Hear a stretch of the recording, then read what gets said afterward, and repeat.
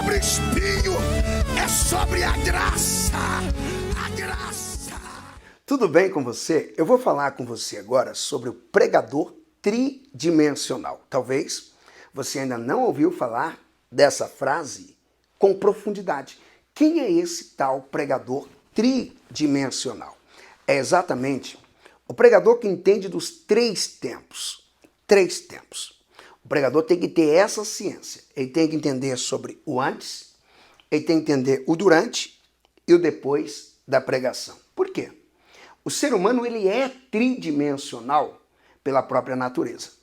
O ser humano ele tem inteligência e compreensão do passado, então ele lembra de tudo do seu passado. Aquilo que ele não lembra conscientemente pode ser acessado no seu inconsciente. Porque é assim que os grandes terapeutas trabalham. Eles têm mecanismos e ferramentas para acessarem o subconsciente das pessoas, ou o inconsciente para de lá extrair informações que são precisas. Então o pregador ele tem uma compreensão muito grande sobre o passado. O ser humano tem revistas, jornais, tudo isso são obras embasadas no passado. A revista conta de assuntos do passado e ela mesma é fruto do passado. Ela foi confeccionada no passado. O ser humano está familiarizado com o passado, os filmes, documentários, histórias. Então o ser humano ele tem uma grande lembrança do seu passado, mas ele vive no presente, o aqui e o agora. O aqui e o agora. Aliás, esse é o tempo principal da vida do ser humano. Tem que ser feliz hoje, tem que ter alegria hoje, tem que estar bem agora, nesse exato momento. O ser humano tem essa compreensão do agora, aonde eu estou, o que eu estou fazendo. Nesse momento, estou diante de uma câmera, tendo essa lousa atrás, ensinando você sobre o pregador tridimensional, que funciona em três dimensões do tempo: no passado, no antes, no durante e o depois da pregação. Então o ser humano, ele tem a lembrança do passado, vive no presente, fazendo projeções para o futuro. Porque o ser humano, ele é o único ser que tem dentro de si a projeção. O que difere o ser humano de um objeto? O que me difere de um carro? O que me difere de uma casa? O que me difere de uma motocicleta, de uma bicicleta, um aparelho de micro-ondas, um liquidificador, um pneu, um paralelepípedo? O que me difere de tudo isso? Simples. As projeções que tem dentro de mim. Se você desmontar todo o carro, olhar para o carro, aquele carro não está se tornando nada. Nada, não tem uma projeção nele. Aliás, o projeto dele já está concluído, não é à toa que ele já foi entregue no destino final para o comprador, para o cliente, o proprietário. O liquidificador também não está se tornando nada, ele já se tornou um liquidificador. O pneu já é um pneu. E o ser humano? O ser humano está se tornando a cada dia, a cada momento. Há uma projeção. Ele está sendo projetado, ele está melhorando, ele está crescendo, ele está aprendendo, ele está evoluindo, e tem uns que estão involuindo a projeção negativa. Mas a projeção positiva. É aí que entra o futuro. Então, o passado, o presente e o futuro. As projeções para o futuro. O que eu vou me tornar? Que tipo de pregador eu vou ser amanhã? Que tipo de pastor eu vou ser amanhã? Que tipo de empresário? Que tipo de economista? Que tipo de filósofo? Que tipo de pessoa que eu estou me tornando? O tipo de pai, amigo, marido? Uau! Presta atenção nesse detalhe. Você está em uma projeção constante. Então esse pregador, ele tem que ser muito inteligente. Vamos lá. Antes dele chegar ao púlpito, como ele vai se comportar? Como? O que ele tem que fazer antes de chegar ao púlpito? Antes de pregar? Quais são as coisas? Como que funciona isso? Esse pregador, ele também precisa entender que durante a pregação tem muita coisa para ser feita e tem coisas que não poderão serem feitas, ok? Então antes, esse pregador se prepara. Durante, ele apresenta a pregação, o preparo dele. Tudo que ele fez se preparando, ele passou horas antes se preparando. Ele passou momentos se preparando. Oração, jejum, consagração, leitura, e livros, e pesquisas, e documentários, e aulas, e um monte de coisa. Ele passou um tempo se preparando. Agora ele vai pregar, então ele vai passar um tempo lendo, explicando e aplicando exatamente tudo que ele fez antes. Tudo que ele fez antes, ele vai apresentar no durante. E aí? Poxa, agora é durante a pregação. Ele já está no ambiente da pregação. Ele já está no domínio do púlpito. Ele já está com o tempo disponível. Os olhares das pessoas se voltam para ele. As pessoas estão focadas nele. É a hora que ele está pregando. É a hora que ele tem que ter sabedoria.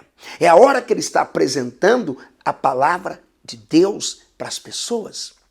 E lembrando que o pregador, ele é a pessoa mais importante do mundo. Do mundo. Quem foi que transformou o mundo? Sempre foi um pregador que transformou o mundo. Na sua época, no seu tempo. Sempre. Então, durante a pregação, o pregador tem que estar muito atento. E aí? E depois do durante, poxa, terminou a pregação, acabou? Não. Os grandes pregadores não agem assim. Poxa, eu terminei de pregar e já era? Não! Vamos lembrar de Jesus? Jesus já tinha pregado tudo. Ele disse, está consumado. Depois de dizer está consumado, ele ainda continuou 40 dias treinando a sua equipe. Poxa, depois que ele tinha pregado tudo, ele continuou 40 dias treinando a sua equipe. Depois de ter terminado tudo, o texto diz que ele cooperava com sua equipe. Ele continuou trabalhando com a sua equipe. Depois de ter terminado tudo, no caminho de Damasco, ele salvou Paulo. Ele libertou Paulo. Ele chama Paulo. Depois de ter pregado tudo e feito tudo, na ilha de Pátimos, ele convidou João Batista. Aliás, João, o evangelista, corrigindo, hein? João, o evangelista, para que escrevesse o Apocalipse. Olha que coisa fantástica. Depois que Jesus prega, ele ainda continua trabalhando. Aqui é o segredo. Depois da pregação, vamos corrigir a pregação? Depois da pregação, vamos melhorar essa pregação? Depois da pregação, vamos ver como nós terminamos? Fomos bem? Fizemos uma boa pregação? A pregação foi boa? A pregação, de fato, alcançou as pessoas? Vamos assistir essa pregação? Vamos olhar o esboço? Vamos lembrar como que eu me senti enquanto pregava? Vamos lembrar as reações das pessoas? Por que as pessoas reagiram à pregação? Por que não reagiram? Tudo isso se faz depois da pregação. Depois da pregação, não é hora do pregador ir simplesmente para o hotel e dormir. Ir para casa e dormir. Quem faz isso é quem não entende de pregação. Quem faz isso é quem não teve uma boa escola de pregação. Porque, infelizmente, as escolas que vão ensinar sobre pregação, elas ensinam apenas cursos teológicos. Gente, teologia é uma coisa, a pregação é outra coisa. Lógico que o pregador vai usar a base teológica, mas a pregação, ela é uma arte, e a teologia é uma ciência. O pregador precisa entender da ciência da oratória, assim como a ciência teológica, que a teologia é exatamente a ciência que trata das experiências que os homens tiveram com Deus. As experiências que o povo de Israel teve com Deus, que os gentios tiveram com Deus. As experiências que as pessoas tiveram com Deus. Agora, a pregação é a transmissão do estudo dessas experiências. Então, uma escola de pregador não pode ficar só na teologia. Uma escola de pregador não pode ficar só na bibliologia, não. Ela tem que mergulhar profundamente nas ciências comunicativas. Retórica, a dialética, a homilética, a hermenêutica, a exegese.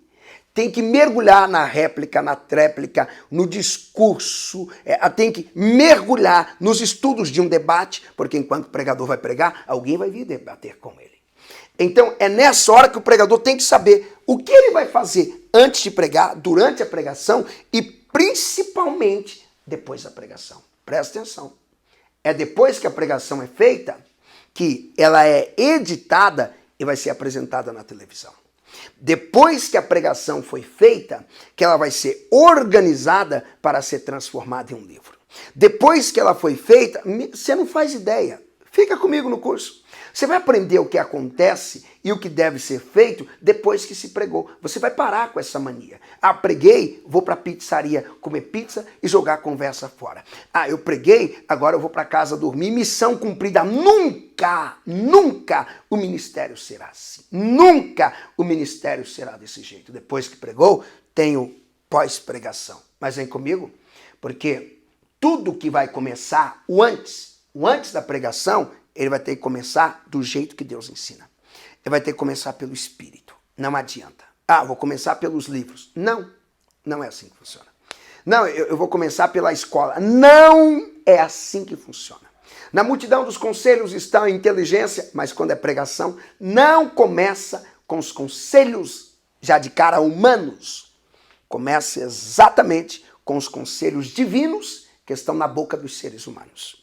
Então começa pelo Espírito, porque o ser humano ele é constituído com a tricotomia, que significa que ele é espírito, alma e corpo. Na próxima aula eu vou tratar disso com você, porque um pregador tridimensional é o único pregador que rompe, é o único que tem um ministério forte, fisicamente. Como assim físico? A igreja onde ele vai pregar, as pessoas vão. Ele vai no teatro, as pessoas vão. Ele vai pregar de madrugada, as pessoas comparecem. Ele vai pregar na rua, as pessoas comparecem. Então ele tem sucesso na pregação física, como Jesus também tinha. Muito sucesso na pregação física. Mas esse pregador também tem sucesso na escrita. Jesus tem muito. A Bíblia Sagrada, ela é vendida, não é por causa da história dos judeus. Não. Ela é vendida por causa da história de Jesus Cristo que está lá dentro. Então Jesus teve muito sucesso na escrita. E você vai ter sucesso também nas mídias digitais, nas plataformas, nas redes, Facebook, YouTube, Instagram, Twitter, WhatsApp. São tantas redes hoje que a gente até se perde. LinkedIn, por aí vai. Você vai ter sucesso, porque você está aprendendo a base que muita gente acaba escondendo, não contando, não ensinando. É por isso que o curso, o pregador e o púlpito, antes, durante e depois da pregação, ele é transformador.